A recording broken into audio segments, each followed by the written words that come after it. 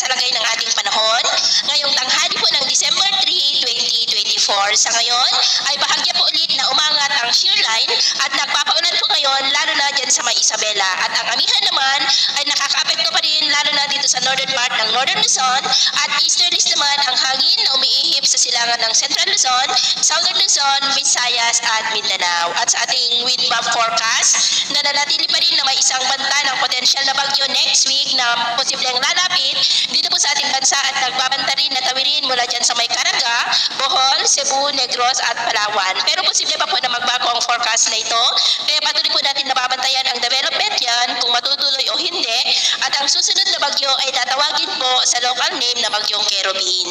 At ito naman po ang pinapakita ng forecast model natin pong ginagamit hanggang po sa susunod na 2 linggo. At sa lagay ng ating panahon, ngayong tanghali ay maayos naman ang panahon sa malaking bahagi ng ating bansa, pero dahil po sa amihan at shear line ay may malalakas na ulan sa ilang bahagi po ng Cagayan Valley, lalo na sa Isabela at ilang bahagi ng Cagayan.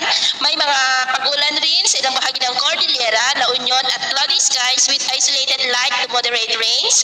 Sa may Quezon, ilang bahagi ng Batangas, Laguna, Camarines Provinces, Mindoro Provinces, Marinduque, Aklan, ilang bahagi ng Bohol at Holosulu. At sa susunod po ng mga oras ay asahan pa rin natin ang cloudy skies with isolated light to heavy rains dito po sa malaking bahagi ng Northern Luzon. At may mga isolated rains rin sa ilang pang bahagi ng Central Luzon, Quezon, Camarines Provinces, Mindoro Provinces, Panay Island, ilang bahagi ng Negros, Bohol, ilang bahagi ng Leyte, Northern Samar, Sulu Archipelago, Zamboanga Peninsula at ilang bahagi ng Sorsogon. Kaya mag-ingat po tayo sa mga banta ng mga pagbaha at pagguho ng lupa, lalo na at posible pa rin ng malalakas na ulan sa ilang bahagi po ng Isabela and nearby areas. At sa atin naman pong mga baybayin, iwasan na po muna natin ang papalaot sa mga baybayin po ng Cagayan, Babuyan Island Seaboard, Batanes Seaboard at Ilocos Norte Seaboard dahil ang mga alon dyan ay posible po na aabot hanggang sa 6 to 10 feet. Kaya hanggat maaari ay iwasan na po muna natin ang papalaot dyan sa mga may kulay pula